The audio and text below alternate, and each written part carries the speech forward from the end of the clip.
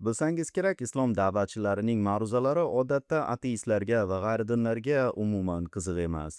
Lekin bir ulamo borki, uning chiqishlarini nafaqat musulmonlar, balki minglab ateistlar va g'ayridinlar intizorlik bilan kutadi.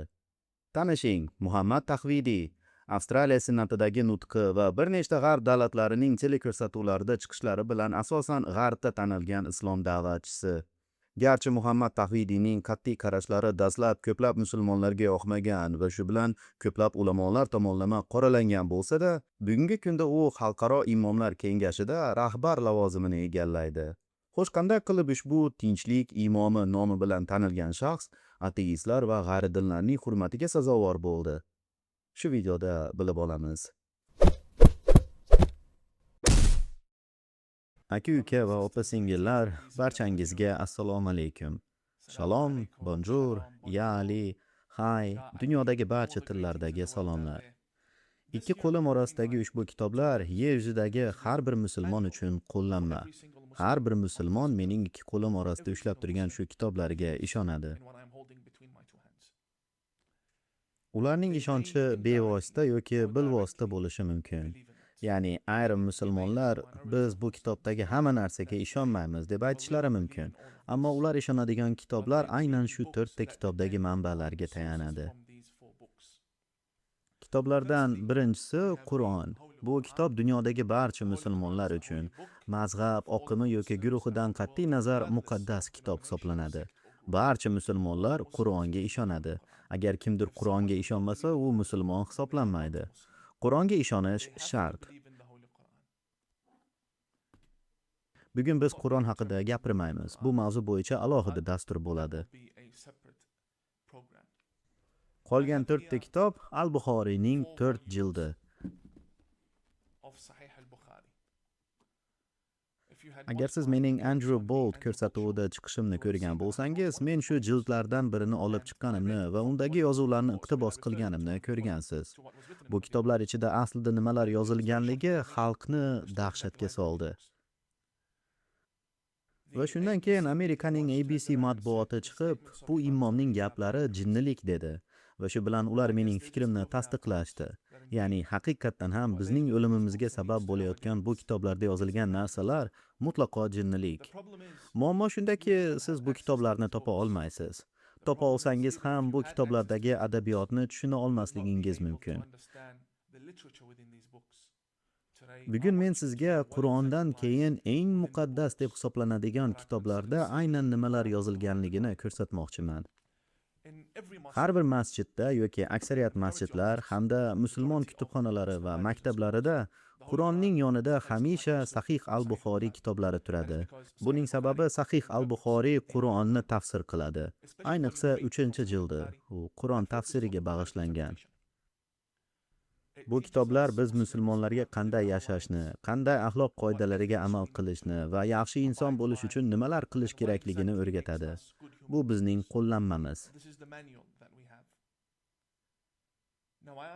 To'g'ri, ayrimlar shu joyda Buxoriy sunniy muallifi-ku, u sunniylar tomonidan hurmat qilinadi.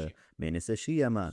Qanday qilib Buxoriy mening kundalik hayotimga ta'sir qilishi mumkin deya e'tiroz bildirishi mumkin. Javob juda oddiy. Buxoriy barcha islomiy mazhablarning Qur'on tafsirlariga ta'sir qilgan. Ahmadiy bo'ladimi, sunniy bo'ladimi, zaydiy bo'ladimi yoki shiya bo'ladimi, farqi yo'q. Barcha shiya olimlari ham Qur'on tafsirlarini Buxoriyga tayanib yozilgan boshqa manbalardan olishadi. Ya'ni bu kitoblar har bir fikriy maktabga ta'sir qilgan. Lekin gap bunda emas. Gap shundaki, bu kitoblar ko'plab odamlarning o'limiga sabab bo'lgan kitoblar. Bu urush ko'rsatmasi. Islomni urush dini qilib ko'rsatgan narsa aynan shu. Va bu kitoblarni taqiqlash kerak. Albattaki qo'limda 4 ta jild bo'lsa-da, men bugungi epizodda har bir jildni batafsil tahlil qilib bera olmayman. Lekin har bir jildda bir nechta misollarni ko'rib chiqib, bu kitob aslida qanday ekanini, muallif qanday fikrlaganini, u nima maqsadda buni yozganini va nimaga musulmonlar bu haqda gapirmasligini ko'rib chiqamiz. Lekin Buxoriy haqida gapirishdan oldin bir savol berish kerak. Nega arab tilini bilmaydigan musulmonlar yoki islomni universitetlarda o'rgangan g'ayridinlar yoki islom o'qituvchilari bu kitoblarga duch kelmagan? Nega biz Buxoriy haqida shunday jiddiy ayblovlarni bugun eshitmoqdamiz? Javob juda oddiy. Siz musulmon kitob do'koniga borib, menga Buxoriyning nusxasini bering desangiz, mana shu 4 ta kitob to'plamini olishingiz kerak. Lekin ular sizga boshqa narsa beradi. Mana shunga o'xshagan arabcha va sizning tilingiz aralash bir kitob beradi. Bu kitoblarda siz bilishingiz kerak bo'lgan narsalarni saralab, tarjima qilib berishadi. Ular Sahih al-Buxoriyning barcha hadislarini o'qishingizni istamaydilar. Ko'rib turganingizdek, bu kitobda Sahih al-Buxoriy islomning dastlabki yillari deb yozilgan. Lekin bu haqiqiy Buxoriy emas. Bu ular siz bilishingizni istagan kichik bir to'plam xolos. Mana bu esa haqiqiy Buxoriy. Biz, bilim izlovchilar, radikal mafkura nimadan shakllanishini bilmoqchimiz. Ushbu kitoblarda nimalar yozilganini bilmoqchimiz. Shunday ekan, boshlaymiz. Oxirgi paytlar o'zingiz ko'ryapsiz, musulmonlar kofirlarni ayamay o'ldiryapti. Nimaga? Chunki ushbu kofirlar ularning payg'ambarini haqorat qilyapti. Chunki musulmonlar payg'ambar Muhammadni insoniyat uchun eng yaxshi namuna deydi. U eng yaxshi inson bo'lgan va hammamiz unga ergashishimiz kerak deydi. Men ham musulmon sifatida bunga ishonaman. Nega? Chunki men ishonadigan Muhammad yahudiylarni hurmat qiladigan, masihiylarni sevadigan, ateistlarni qadrlaydigan va o'z boshqaruvi ostida cherkov hamda sinagogalarga ruxsat beradigan inson bo'lgan. Lekin muammo shundaki, mening Muhammad haqidagi tushunchamga faqat ozchilik ergashadi. Ko'pchilik esa boshqa payg'ambarga ergashadi va ko'pchilik deganda men 5 yoki 50% ni nazarda tutmayapman. Musulmonlarning 95% mana shu Buxoriyda tasvirlangan Muhammadga ishonishadi. Boshqasi qiziq emas. Boshqasi qiziq emas. Tarix kitoblarining barchasi Buxoriyga murojaat qiladi. Shunday ekan, keling Buxoriyga ko'ra Muhammad aslida qanday bo'lganini bilib olaylik. O'sha muftiylarga ko'ra, mashhur musulmon teleboshlovchilarning e'tiqodiga ko'ra, Amerikadagi aktivistlar e'tiqodiga ko'ra, Muhammadni ekologiya aktivisti, inson huquqlari himoyachisi deydigan barcha musulmonlarga ko'ra, men bularga qarshi emasman. Lekin siz da'vo qilayotgan Muhammad aniq shundaymi? Yoki siz o'zingiz uchun qulaylashtirib olgan ta'rifingizga ko'rami? Yoki siz javob bera olmaydigan savollarga javob berish uchun e'tiqodingizni qulaylashtirib olgan versiyangizga ko'rami? Musulmonlar himoya qiladigan va sha'ni uchun kurashadigan payg'ambar Muhammad mana bu muqaddas matnlardagi Muhammad emas. Musulmonlar tasavvur qilayotgan Muhammad bilan mana shu joydagi Muhammadni farqi yer va osmon. Bugun g'arbda tasvirlanayotgan Muhammad men rad etadigan Muhammad. Men bunday payg'ambarga ishonmayman. Men ozchilik ishonadigan versiyaga ishonaman. Islohotchilar ham aynan shuni aytadi. Siz o'zingiz yasab olgan va ishonayotgan bu namunalarni rad eting va payg'ambar aslida qanday bo'lishi kerakligi haqida qayta o'ylab ko'ring. Chunki bu sizning axloqingiz va musulmon sifatida madaniyatingizga ta'sir qiladi. Lekin ular buni xohlamaydi. Ular bolaligidan eshitib ulg'aygan Muhammad obraziga yopishib olishgan. Ammo achinarli haqiqat shuki, bu ta'riflarning barchasi soxta. Linda Sarsour tilga oladigan Muhammad, u o'ylagan Muhammad emas. Bugun men sizga bu kitoblarda payg'ambar Muhammad haqida nimalar yozilganligini, ularning ulug' payg'ambari haqida bu kitoblar nima deyishini ko'rsatmoqchiman.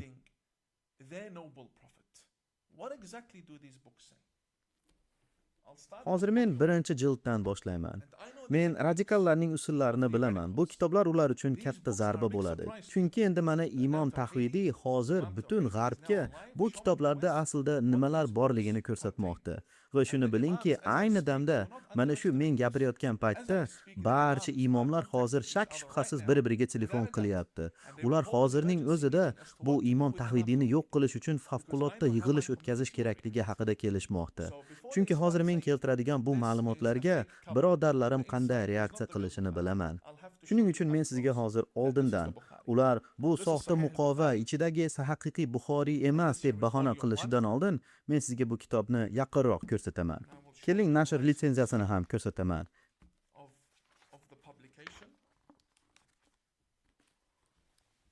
Keyinroq videoni to'xtatib ko'rishingiz mumkin. This was printed in Beirut, Lebanon, Bu Bayrutda Livanda chop etilgan, nashriyoti دار الكتب العلمية. 2014-yilda nashr qilingan. Kitobning nomi Al-Buxoriyning sahih va tasdiqlangan rivoyatlari. U payg'ambar hadislarini o'z ichiga olgan. Bu birinchi jild. Aynan mana shu narsalar menga o'rgatilgan. Bugun men sizga nima uchun bir paytlar meni g'arbga da'vatchi qilishni istagan mazhabga qarshi bosh ko'targanimni ko'rsataman. Shunda nimaga ko'pchilik da'vatchilar meni soxta ulamo deb dod solayotganini tushunasiz. Men mana shu kitobdan bosh o'girganim uchun soxta deb ataldim.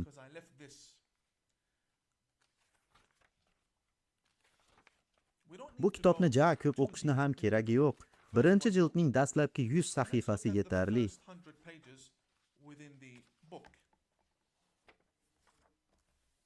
Mana shu kitobning 45-sahifasi, birinchi jild, 5-bo'lim. باب التخفيف في الوضوء. Bu bo'lim namozdan oldin poklanish haqida gapiradi. Musulmonlar kuniga 5 mahal tahorat qiladi. Qo'llarini, yuzlarini, keyin qo'llarini tirsakkacha yuvadi. Boshiga mash tortadi va oyoqlarini yuvadi. Bu amaliyot nomi The wudu. The wudu. It's also pronounced wuzu or wudu. ya'ni tahorat. Bu shartli amaliyot. Namozdan oldin tahorat qabul qilish shart. Bu yerda payg'ambar Muhammad haqida rivoyat keltiriladi. Qaytaraman, musulmonlarning 95% mana shu kitoblarga ishonadi. Rivoyatda aytilishicha, Allohning rasuli Muhammad bir kuni uyga kelib, ثم اضطجع فنام حتى نفخ. yotib uxlagan va xurrak ota boshlagan. ثم أتاه المنادي. So'ng namozga chaqiruvchi odam kelib, namoz vaqti bo'ldi dedi. Shundan keyin Muhammad uyg'ongan. فقام معه إلى الصلاة. Shundan keyin Muhammad uyg'ongan فصلى ولم يتوضأ.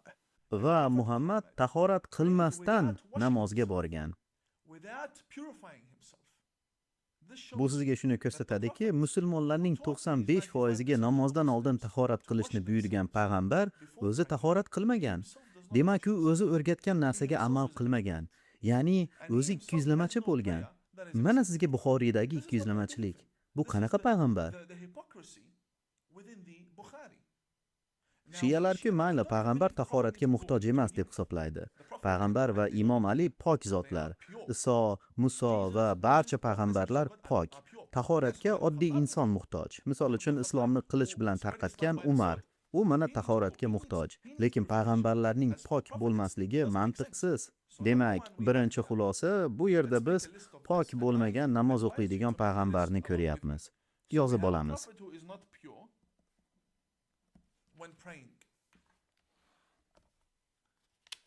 Endi 47-sahifa 14-bo'limga o'tamiz.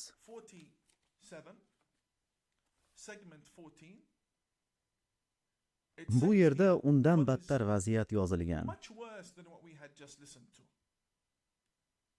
It states that a man by the name of Abdullah bin Umar. Abdullah ibn Umar degan odam shunday deydi.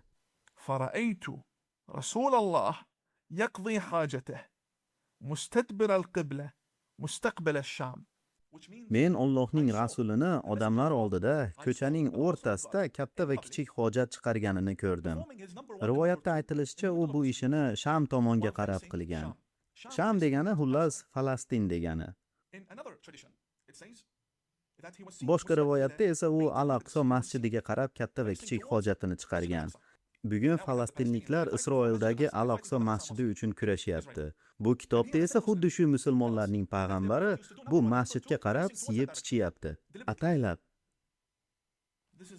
Mana siz ishonadigan payg'ambar. Mana Omariy versiyasidagi payg'ambar.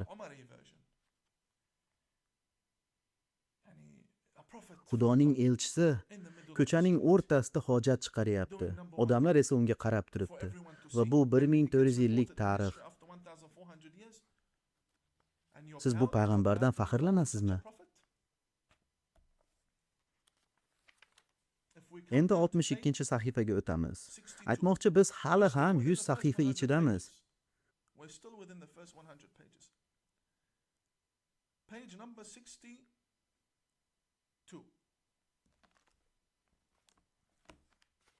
Bu yerda aytilishicha, أتى النبي فبال قائما ثم دعا بماء فجئته بماء فتوضأ.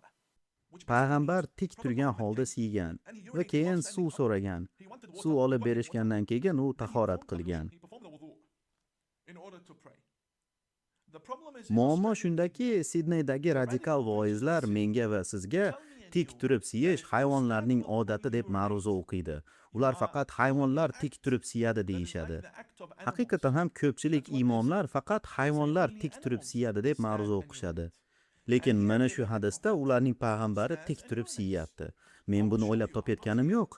Mana sizga sariq rang bilan belgilab qo'yganman. O'zingiz o'qing. I'll bring it up to the camera.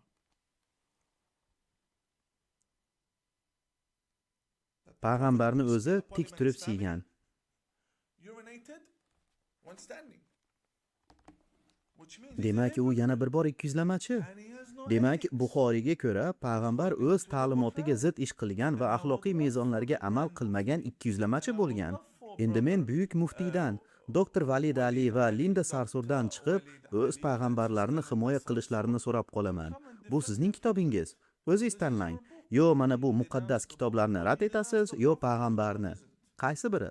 So now we have a prophet who Xo'p, endi keling yozib olamiz. Demak, bizda endi hayvonga o'xshab tik turib siyadigan payg'ambar va yana omma oldida katta kichik hojatini chiqaradigan payg'ambar bor.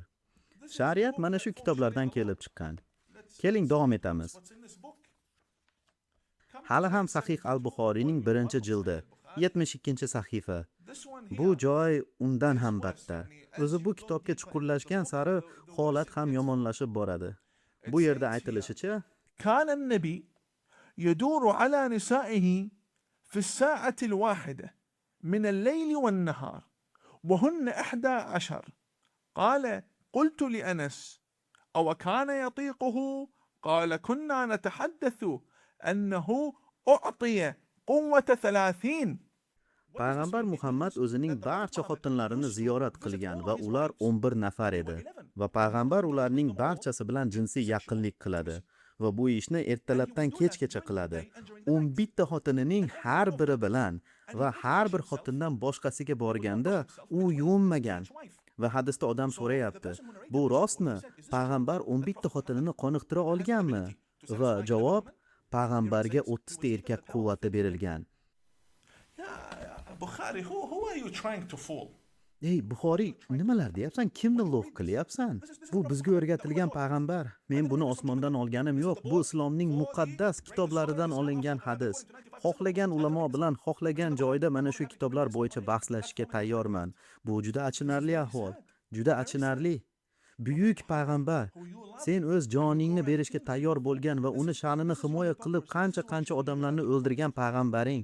Mana sening 200lamachiliging. Mana seni payg'ambaring. Mana IShID qayerdan kelgan? Iroqqa qarang, umuman IShIDni barcha ishlariga qarang, hammasi mana shu hadislardan. Barcha ishlari shahvatidan. O'zingni portlat va 72 ta bokiraga ega bo'l. Mana seni payg'ambaring. Kecha-yu kunduz 11 ta xotinlari ichida yugurib yurgan. Boshqa tuziyroq qiladigan ishi yo'q. Alloh uni yerga mana shu 11 ta xotinini qondirish uchun jo'natgan. Boshqa yaxshiroq ishi yo'q. Senlarning muqaddas kitoblaring shunday deyapti. Biz hali ham 72-sahifadamiz. Mana shu joyga qarang. We're still on page 72 over here. Page 72. We haven't 100 sahifaga o'tishni ham keragi yo'q. O'zi davom etsangiz undan battar bo'ladi. volume 1 from Sahih al-Bukhari.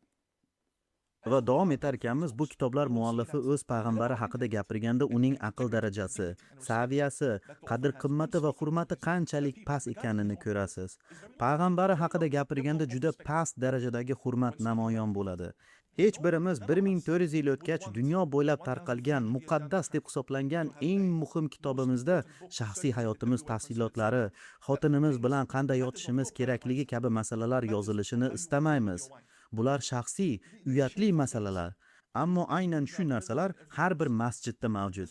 Shuning uchun ham yoshlarimiz 72 ta hurga qiziqadi. Chunki ularning payg'ambari tunu kun ayollari ichida yugurib yurgan. Men buni osmondan olayotganim yo'q. Kitobda xuddi shunday yozilgan. في الليل والنهار. It's written Kunduzi ham, kechasi ham. Payg'ambari shunday bo'lsa, unda biz radikallarni 72 ta bokirani istagani uchun ayblay olmaymiz. Xo'p, endi ikkinchi jildga o'tamiz. Menimcha xulosa uchun yetarli bo'ldi. Agar yo'q, dasturning davomini xohlayman desangiz, izohlarda so'rovingizni qoldiring. Yetarlicha odamlar buni so'rasa, mana shu kanaldagi keyingi video aynan shu dasturning davomi bo'ladi.